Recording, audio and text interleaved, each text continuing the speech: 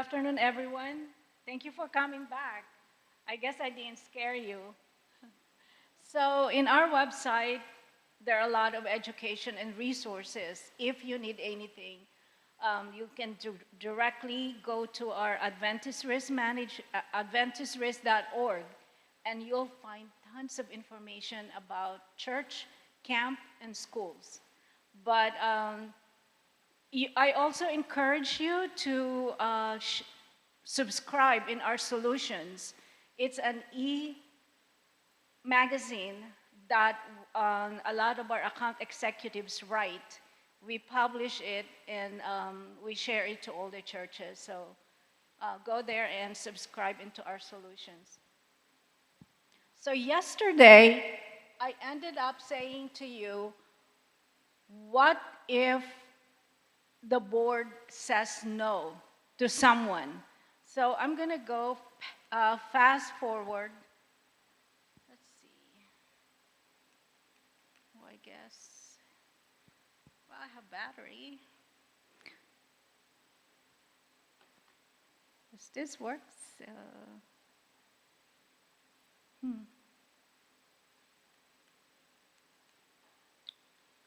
Help? But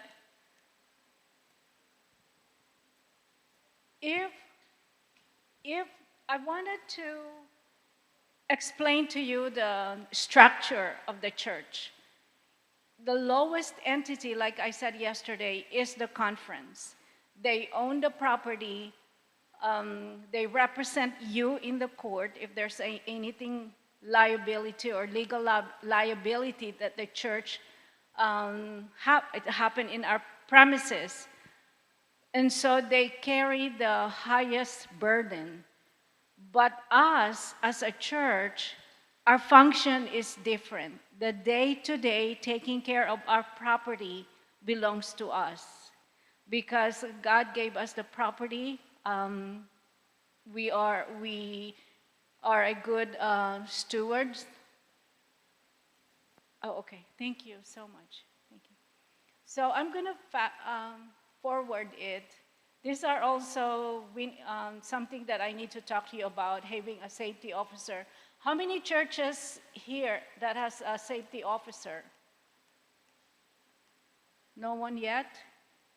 I'll talk to you about it, but I'm just going to go where, and then we'll go back. I don't want to scare anybody. If I saw someone driving a truck with a lot of things in the back, and there's a guy standing in the back. That's kind of risk to me. But and using your golf cart as well. We have a case in somewhere. They're doing Sabbath school outside the church, and there's a golf cart, and the leader of the Sabbath school leaned on the golf cart, and the golf cart was not properly parked, and so the individual got hurt. Needless to say, we have a claim that we need to deal with. So those kind of things. I look at risk management as common sense. So to practice those, it's just like taking care of yourself. If I remember my first risk manager is my mom and my dad. They told us not to touch the stove because you can get burned. And then my second risk manager is my grandpa. Every summer, we used to live in the village, and then when we got older, we went to the city. And but every summer, we go see our grandpa in our province. And he was so diligent in not letting us go to the beach. The guys can go though. So I'm going to be 62 this August. I don't know how to swim, but I was born near the water because our grandpa always had this big, large bamboo, and if you get beyond it, he'll hit you. And but he only does it to the girls. He never does it to the boys. So all the boys can swim, but the girls can't unless they go behind my grandpa's back. But yes, there's so many people that affect us in so many ways, and it's like driving your car. It's like in your DNA that you have to stop, look, and listen when you're learning how to walk. But that's just common sense built in us. So let's talk about real property ownership and responsibility. So the conference and the conference association owns the purchase and selling of the church property. They have the authority to sign. They have the contract. That's why when the church is going to rent their church to another Sunday church, the only one that can sign the contract is the employee, is the conference. They have to make sure that all the contracts are signed properly. Even if the church has to lease let's say, copier, the elder or other church board cannot sign it. It has to be the pastor because the pastor is the employee. Like that, contract to lease and rent. Those are the responsibility of the employees. Now, the local congregation, like you and I, uses, maintains, and funds. We have a big responsibility as well. And I've heard this from the church members saying, but we pay the mortgage, we pay the insurance, we pay the maintenance. How can we not own the property? Because that is making sure that the highest responsibility is the conference, because they have the authority to do all other legal cases, because we don't want you or me to be sued. I don't have enough insurance to pay for what happened in the church. So I'm glad I have the conference that will take care of me, will take care of you if you say something that hurt the church. We absolutely don't want to be sued myself if I say something that's not right. So I like that separation. There's someone higher than me that will take care of the issues. But us, we need to make sure to further the work of local congregation. You are the ones that out in the field with the pastor. You connect with other people. You are the one that brings people in the church. You are the foundation. And if the foundation is weak, then it's hard to build, to build up the church. You are the primary decision maker, and you also have the day-to-day responsibility of making sure the church is taken care of. We're going to have 2 case study today. Let's say there's a youth leader, Jones, proposes to take the youth somewhere, and they want to rent a 15-passenger van. I'm sure, have you heard about this van that we're not supposed to use? In Canada, you are so good that when the NAD said 15-passenger van are dangerous, that was way, way back ago, way back maybe 2000, you all stopped using 15-passenger van. And I have the support of the president of the union, and he made sure that one time I attended a yearly meeting, and in the meeting he said, if any employee, pastors or teachers have used the 15-passenger van, they'll get fired. That's serious. In the US, I honestly can tell you, they still use it. There are some still churches that use it. They're hard-headed. I can't compare between you and the Americans. But anyway, so because the youth are disappointed, let's say the youth is saying, no, we have to go, we have to go. So he decided to take it upon himself to take the youth and go rent a 15-passenger van. Now, something happened.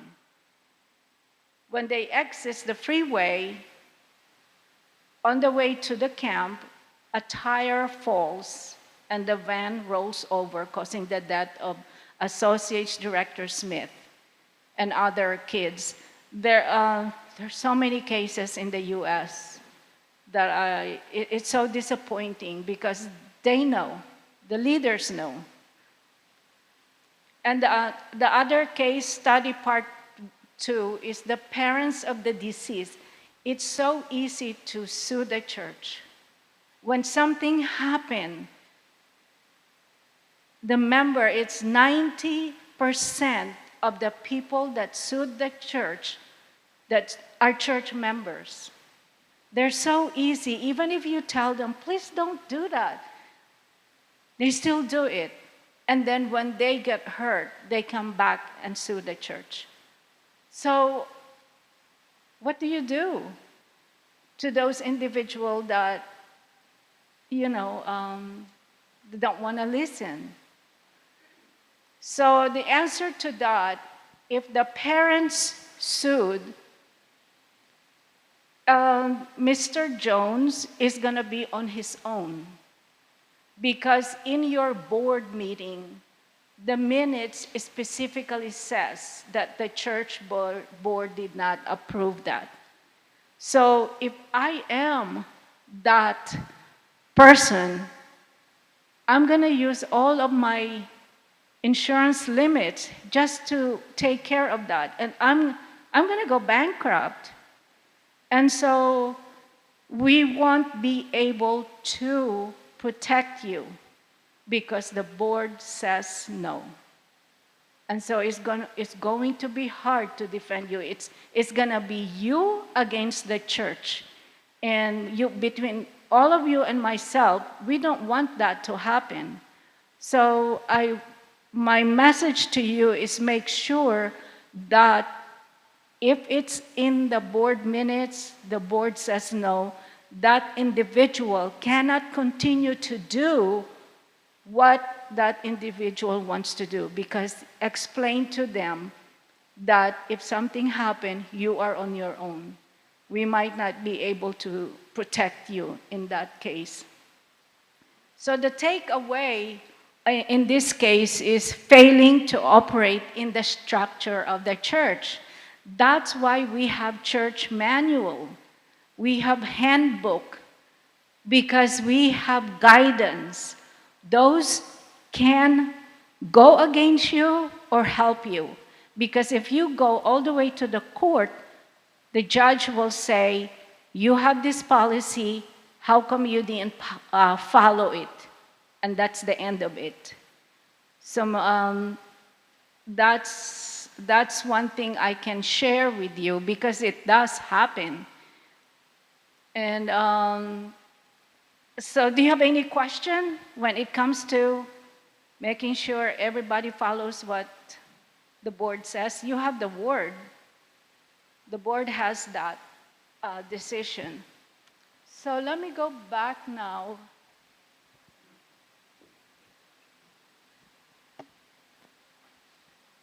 I think I went too far, so let me go back.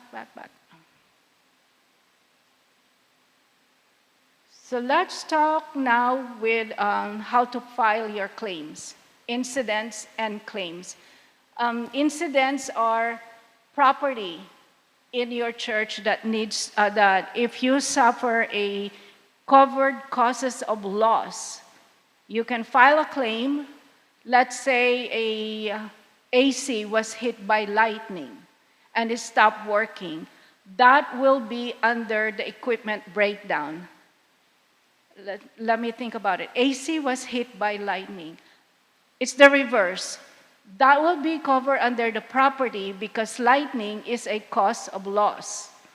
So if your AC stop working because of maintenance issue, that's not covered.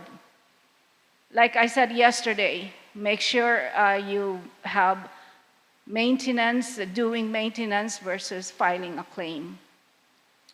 If the air conditioning was damaged by hail, do you get hail here? Okay, that will be under the property, not the equipment breakdown.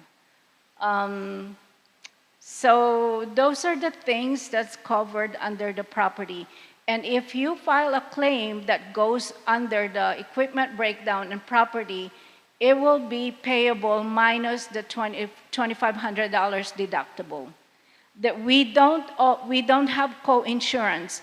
So if outside local company comes to you and say, look at our property coverage and see if you can compare apples to apples. Look for co-insurance. Most local, maybe your home insurance, take a look at it. If there's an 80-20 or 90-10 co-insurance clause, that means minus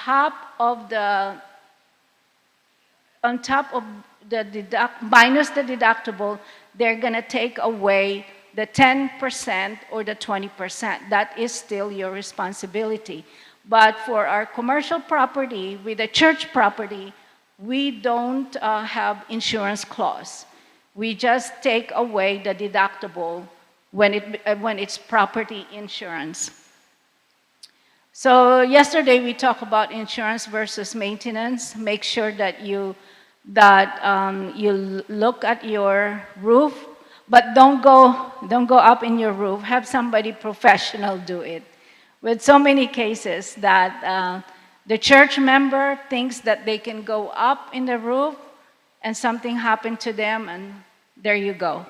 So make sure you have professional, even though you pay on it, make sure they know what they're doing.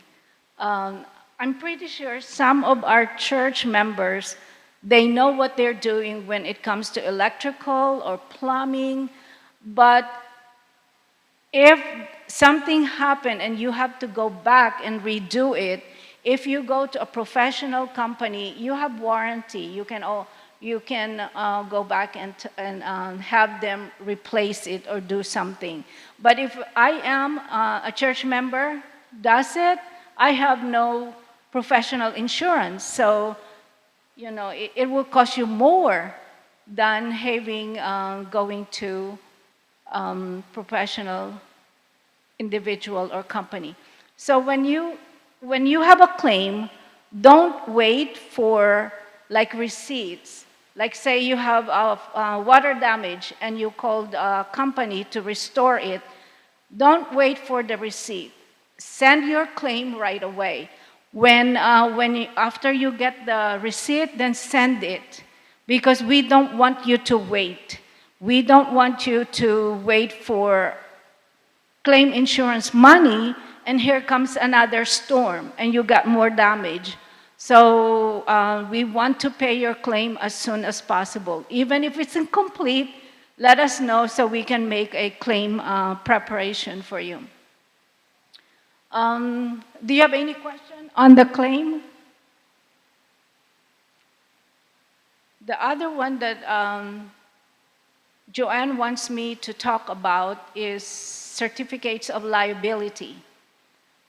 If you're going to a park and the province wants you to produce a certificate of liability showing that you have coverage, you can send that information to Joanne, and she will complete the form, and then she submit it to me, and will issue the certificate of liability, whatever the city is asking, like 1 million or 2 million. Put that in that form, and we'll issue it within 48 hours as long as it's complete. And and then we'll send it to you.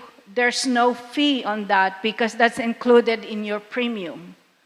Um, what else? The contracts, we talk about contracts. We talk about informal relationship, right? Yesterday, does any of you have any more questions on that? I'd like to talk to you now about child protection. There's a question here. Yes, I didn't see. My question is, see if you have something wrong with your roofing. Any member knows is a roofing, but it does roofing for a living and that, he does it and he falls off the roof and that. Does the church still cover that? Would that have to be under his own insurance? Can you repeat that, please? I had a hard time. If a member goes to something like on a roof or something like that, and they fall off the roof, and that the church to cover it, or would they have to cover it because they didn't get a professional to do it?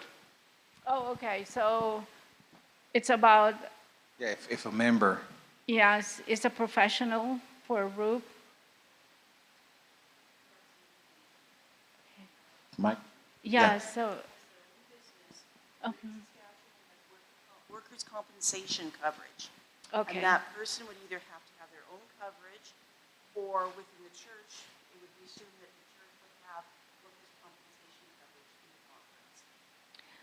The workers' compensation coverage from the conference is only if you're an employee. There should be a coverage for contracts. It's a separate one. Yes. Yes. So the answer is yes. Professional, and they're bonded. That's what will be the best for someone working for the volunteer or the church. But if that professional member of the church, they also have coverage with us under volunteer, as long as that individual is not paid and they do volunteer work for the church. And that should be under the volunteer coverage. And the conference have coverage for all your volunteers. So, yes. Yes, ma'am. Question somewhere? Thank you.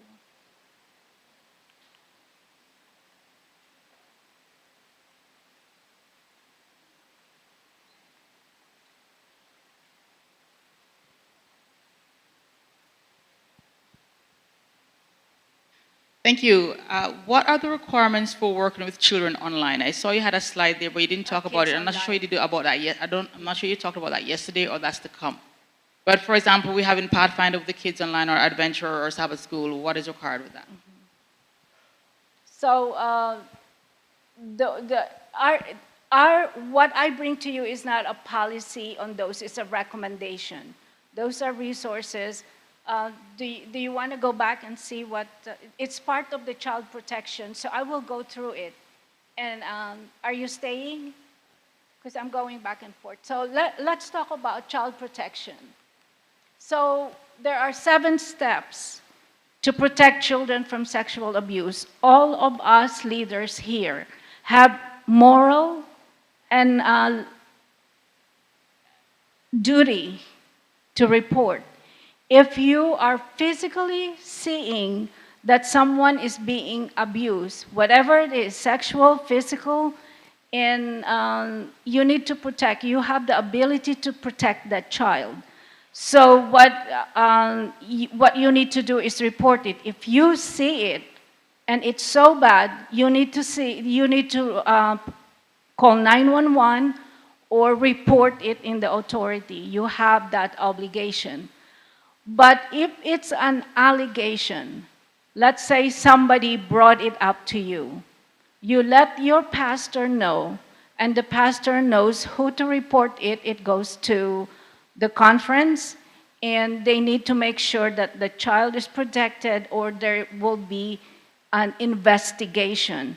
Once you report it, your job is done.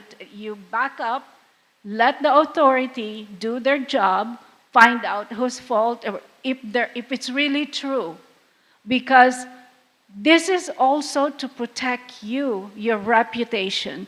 We have a teacher that a student reported him to the principal and say he's been sexually abusing me. And so he was taken out of the school. They went to court and he fought it all of his might because it wasn't true. The child was given a grade that she didn't want to. And so she reported that that teacher abused her. And his reputation is gone, down the drain. And he was bankrupt because he went to court. He fought it. But at that point, you have to go through the process and make sure that everybody was investigated. So these steps are going to help you and are also going to help the child. Because in 20 years, we have paid possibly in the billion on child abuse. We have currently 168 cases. And those cases, only 2 were strangers. The rest are church members, leaders in the church, and other teachers, volunteers. You don't really know who the person is until you do your due diligence.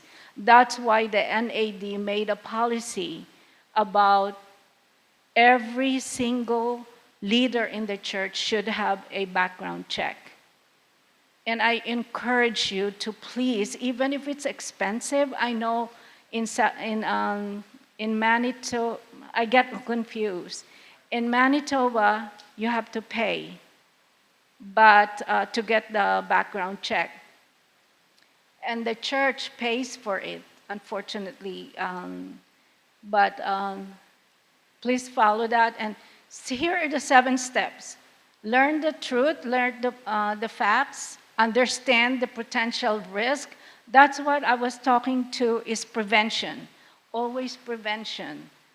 Minimize opportunity, talk about it, stay alert. We used to just put the issues under the rug. And there are pastors that will, these are cases that I'm sure you know.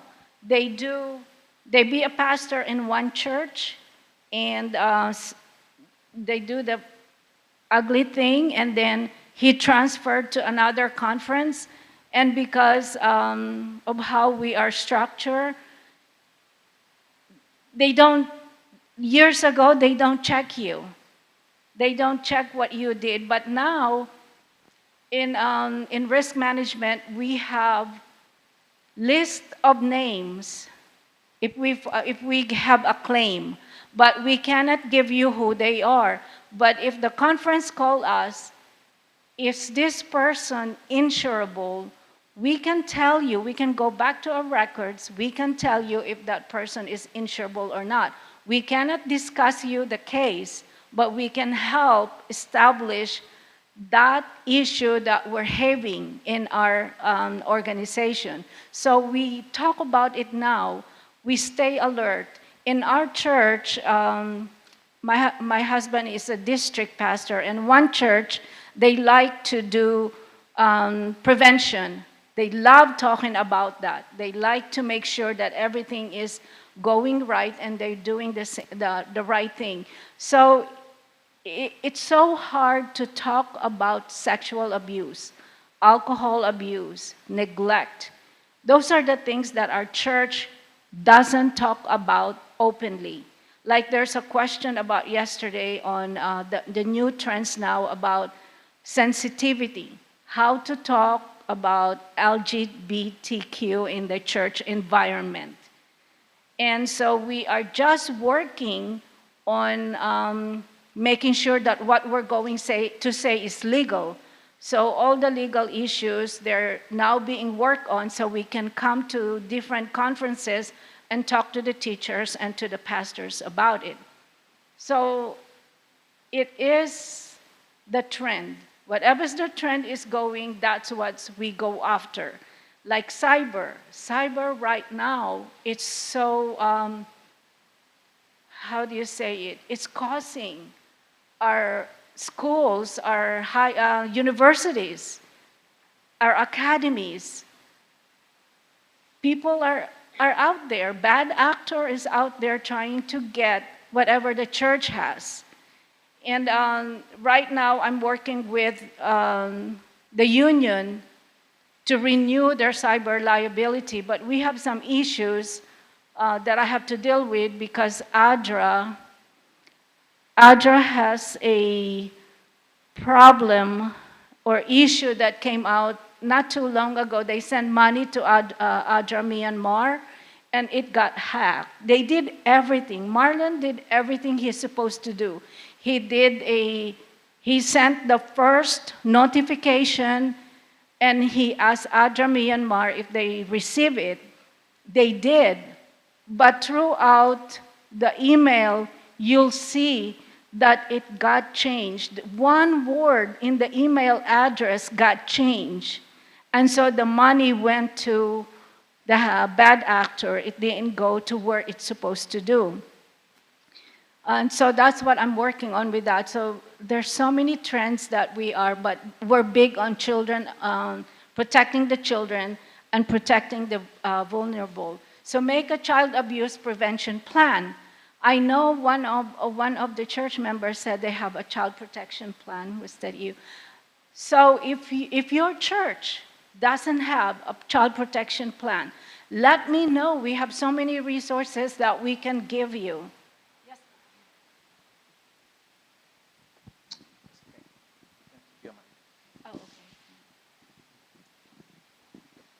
I think we kind of feel that it's always the males that do the abusing. And so I wonder if you have statistics about female sexual abuse on children. Can you repeat the beginning? I think we kind of assume that it's always males, that are abusing the children. Mm-hmm. But in society, that's not true. And so I'm just wondering if you have any statistics of the male, female, in your claims. You said you had 168. It doesn't say what you are looking for. It's just cases that we could get it, but it's not available for me today. I just let you know that we have currently 168 cases. And it's Canada and US, they're almost back to back. Because we have mostly women that work in our children's departments, but I don't think we can just say that we're safe because of that. No, definitely not. Act on suspicion. So if you suspect that a child or someone is getting neglect, not just sexual abuse, neglect is also a form of crime. So yes. And it's not just children. There are spouses too, and elderly that's getting neglect. So when it comes to spouses, it's a very difficult area because in some culture that's acceptable and some are not. So we have to be very sensitive when it comes to that. And get involved, go active in protecting the children. The church manual, if some of you have, you can get your church manual.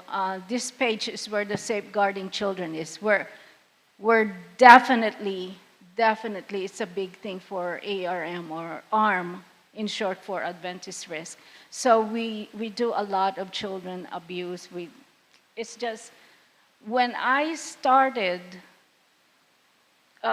being involved and reading claims, I was so disappointed because I didn't know that our church, that we are also experiencing what other religion is experiencing.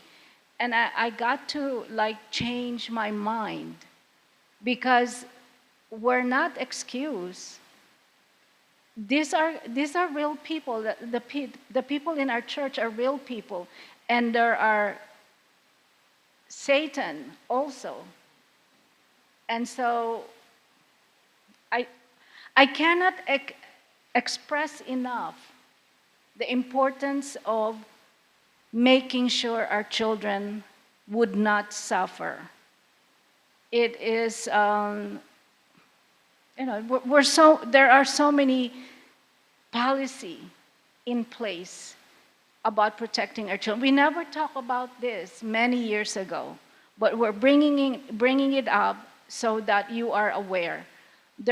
In our manual, there's a 2-adult policy. Have 2 adults present in children's classroom or activities.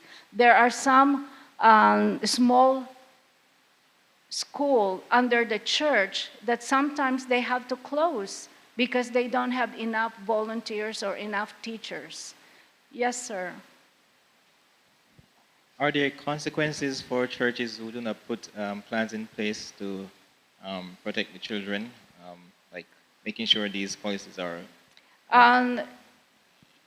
There's no consequences, actually. We're just making sure that the church is aware.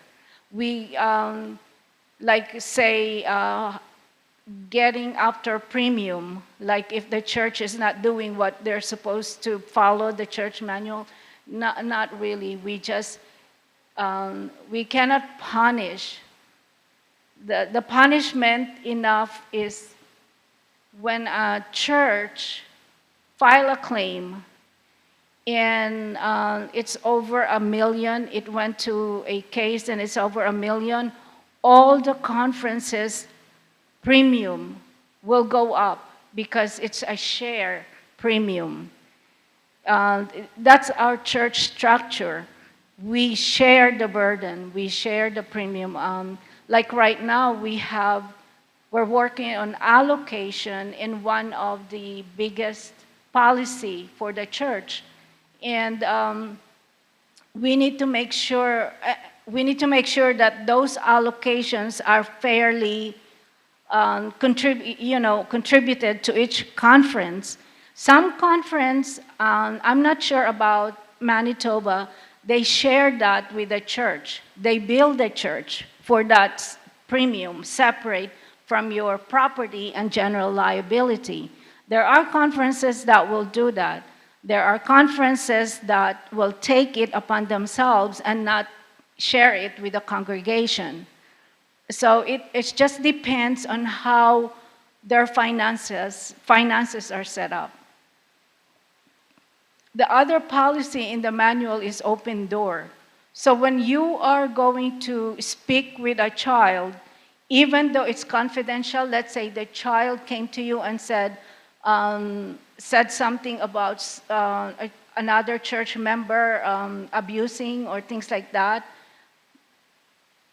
you need to be very, very sensitive. I mean, that's just common sense. You make sure when you talk to the child that you believe what the child is saying to you. But you need to make sure that the child knows that you're not going to keep that information because you need to share it to your pastor. And you don't make promises. Let's say, oh, this is going to be between the two of us. Because it's hard for a child to come to you and say those things that's happening to the child.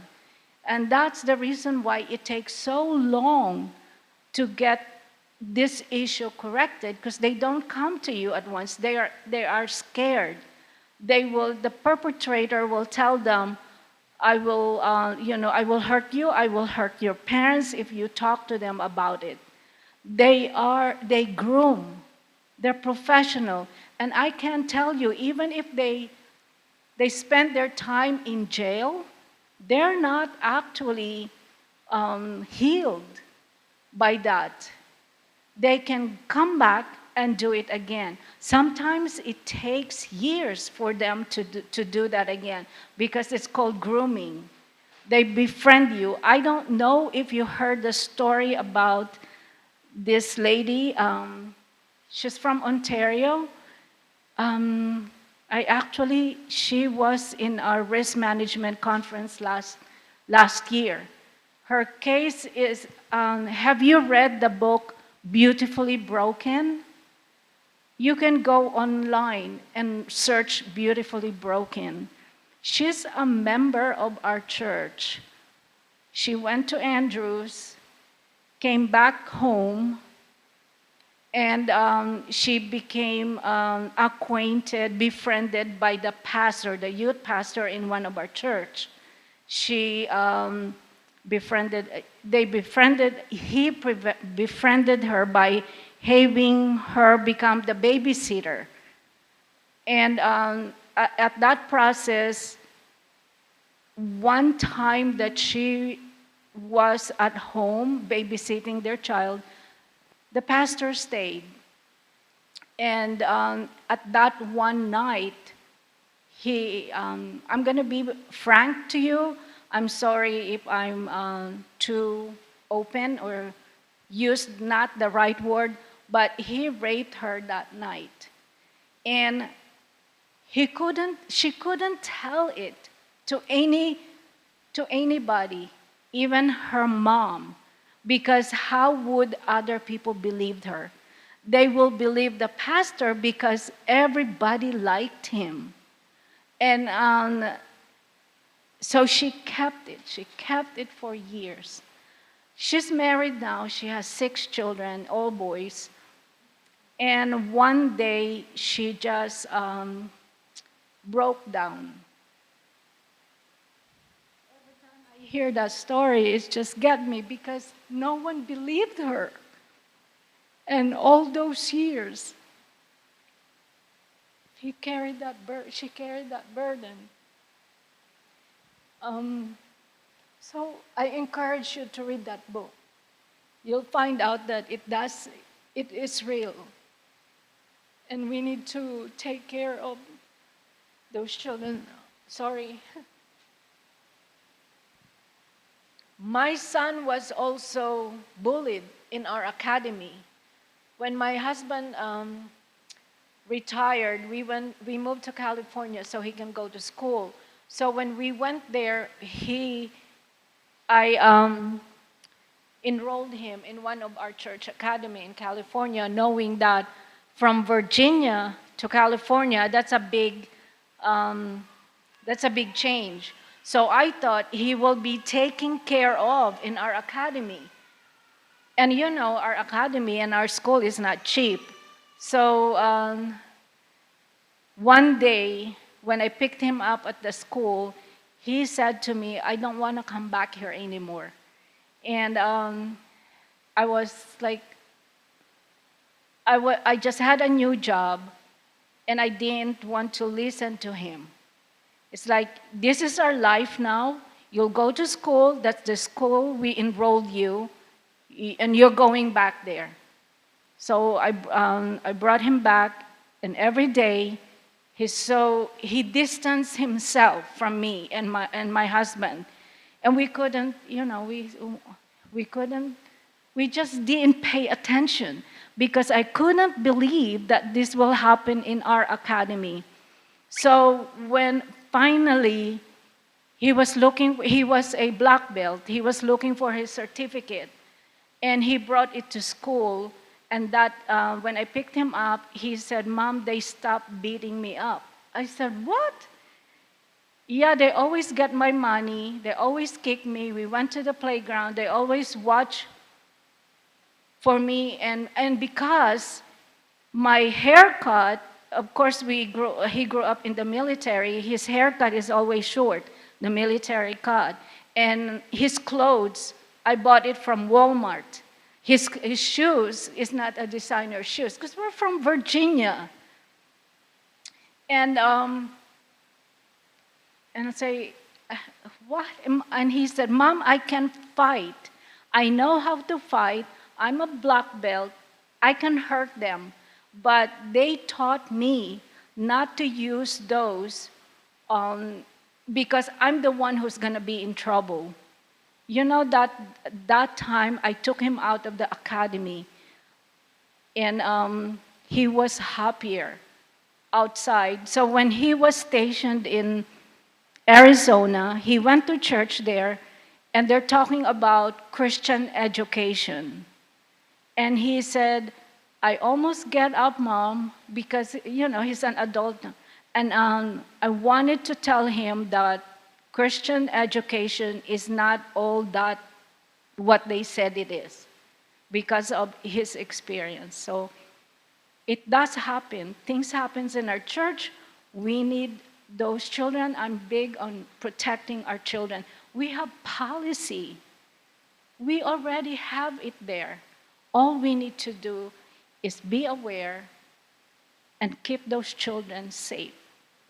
And keep you safe as well. Keep your reputation intact. So this open door goes both ways, to protect you and to protect the children. And then the next one is volunteer screening. You all know about the volunteer screening. It's different here because you have to go to RCMP and your police to get those volunteer. In the States, NAD has a program that all volunteers has to go in their program and be background checked and reference checked and all that.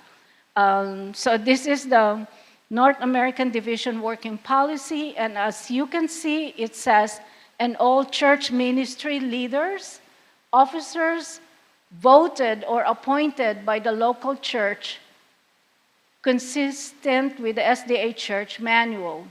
So it's read in clear that it's not just leaders that will have leadership with the children. Not just that. Everyone in the church that are voted and appointed have to have a background check. 6 months policy. If a new member of the church or a new member of the church, and they are active, you can see the passion in there to serve the church. Please wait at least 6 months before you give them the key to your church. The policy is there. So make use of that policy.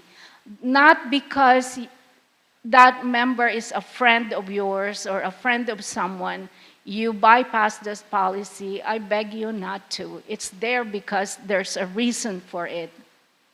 If it's a transfer from another church, and they're very active and they want to help the church, do a reference check. Call the other church and say, do you know this member? This member is here now and he or she wants to be active.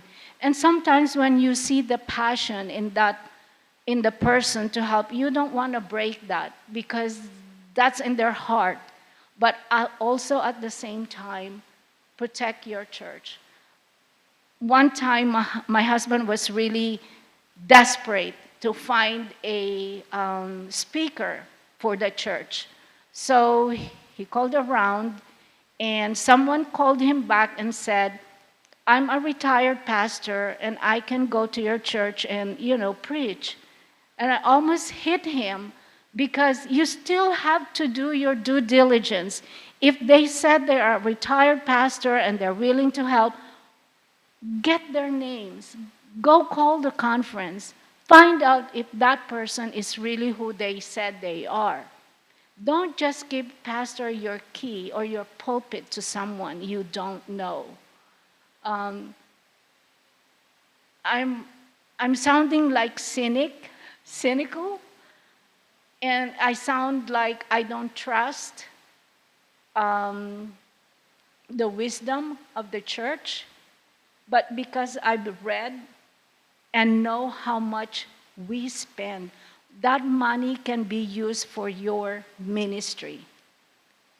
And it takes only one. And I see the children here, and they're so precious. All of us have the burden to make sure they stay precious. So, training, that's why you are here. We're doing this training. Well, I'm making you aware of the responsibilities we have.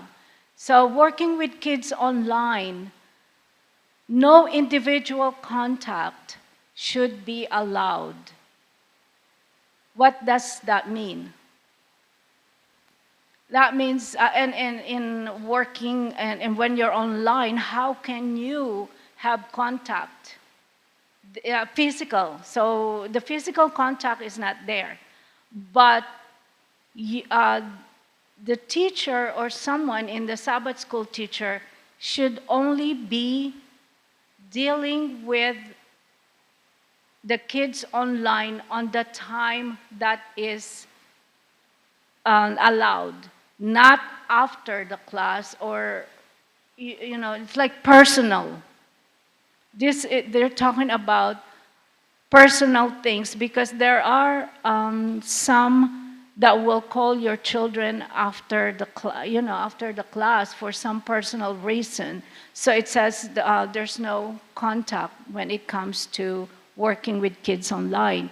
Parents should be able to see everything that is going on. You're still the leader. You still have the responsibility to make sure that our kids, especially after the pandemic, it's some of those kids. We also talk about mental health issue. That's another one that's going on right now when you're after the pandemic and during the pandemic. And it's not like the children. Some of our church, the pastors, I saw my husband struggle during the pandemic because we closed the church for probably a month. And my husband had so many calls. The burden that the pastors took during the pandemic, because they're the only one, the church members are, say, get lonely, and the only thing that they can rely on is the pastor. And I can't tell you the burden I saw when the pandemic came. And there were so many members of our church that passed away, and it's not even COVID. They passed away for so many reasons. So he went to nursing home, he went to hospital, he went to funeral. I mean, he got good at having funeral service.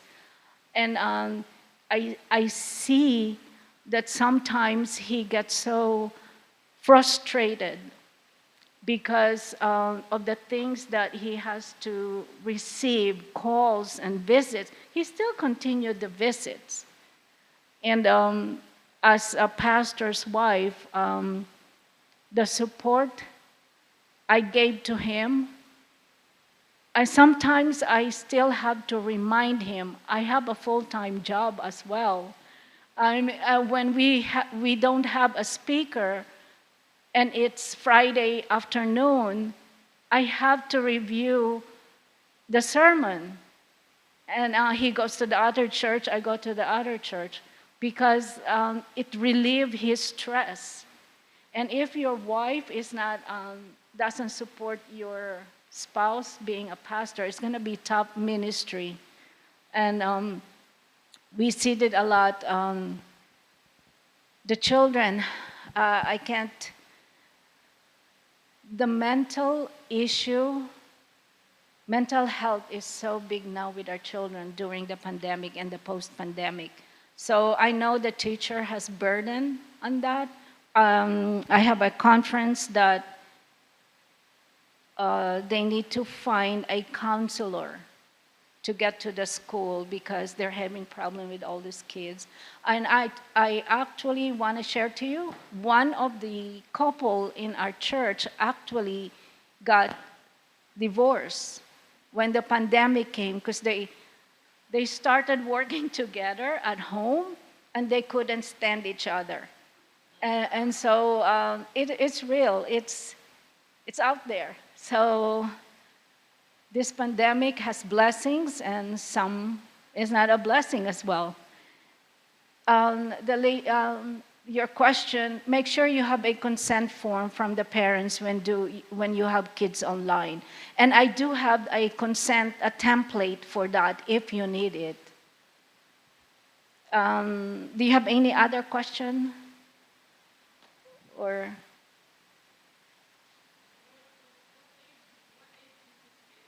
oh, it's the minor under 18. Yes. Even on online and going out in an event, the minor too. I have one conference that even an adult sign a waiver and also have a health claim questionnaire, because if you go and the leader doesn't know that you are allergic to something or you're diabetic, even if you're adult, it's good to have someone know what your medical issues is. So if something happened in that event, someone can help. Yes.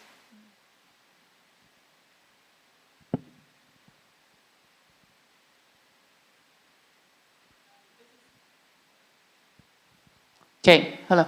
This is touching on what we talked about yesterday when there's an outing, right?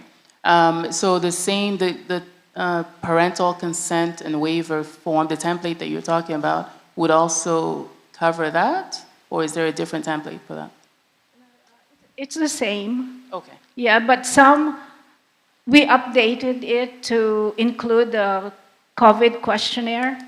And I think I sent that to Christine already. If not, because I asked her if the conference hasn't distributed it yet, because I asked her to make sure that her local counsel or local attorney read it and approved it, because there might be some law here that in that questionnaire and making sure we don't miss anything. Okay. But it Thank was reviewed by our attorney at ARM already. Okay, thank you. Yeah, okay. So premises review. All these cases are happening in the camp, in the bathroom, in our church. And so we need to make sure that our premises review, that we have access to premises, doors, locks, windows, it's vision panels, restrooms, and all of that have individual that is, supervising that area when you know there's a child that's going there. Effective supervision, I can't stress this enough. Make sure you have supervision. We have a lot of information that there's lack of supervision in our events or in the church. Off-site activities and trips. We have liability release. We talked about that already. So if you have any question on this, let Joanne and me knows. We can help you. Certificate of insurance for the school and church event, renting the church facility, limit of insurance. They usually ask for 1 million or 2 million. We can give that certificate of insurance to you without a fee. Request, send it to the conference so they know what's going on. They can advise you of what you need to do. High-risk activities, any other rebounding devices, climbing walls, rope courses, rappelling, those are high-risk activities in the liability that is not covered. But if you let me know that you're going to event like that, I can get you an extra coverage so that you can go. I don't want to say no to you when your youth wants to do rock climbing, but make sure they know the risk, they transfer the risk, and they're good to go. So, just, I don't want to take away the fun, but we're just recommending steps that you need to do to get to where you need to be without any injuries. So we talk about claims. When the board says no, we talk about that. Are anyone here is a local church treasurer?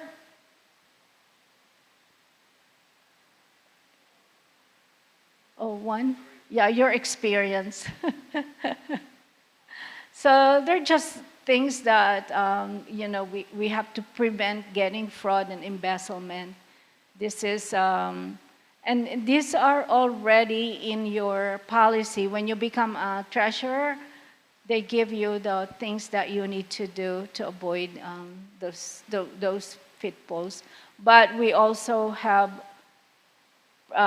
coverage for that if the church lost money because of embezzlement, you can file a claim. And but that person cannot be a treasurer. You have to take that person out, and that person is not insurable anymore. So they cannot be treasurer again for another church. So this is what I'm talking about to you, solutions. When you go to AdventistRisk.org, make sure the country is Canada on the right-hand corner and subscribe to Solutions. We have a lot of resources available to you. Right there. Yes, ma'am. Can you please touch on the importance of 2 signature checks and no pre-signed checks? Yes, that's right. Thank you. Thank you. You answered your own. That's just a review, right? It's not a question. Okay. Yes, yes. So we reached the end of my presentation, and I'm going to leave you this wonderful text. In Matthew 25:21, it says, his master replied, well done, good and faithful servant. You have been faithful with a few things. I will put you in charge of many things. Come and share your master's happiness. So that's what happened when you done the good work. There's so many responsibilities that we need to do. But God is there to give you wisdom, to guide you. He will equip you in whatever you need to be successful. And now we know each other. Well done.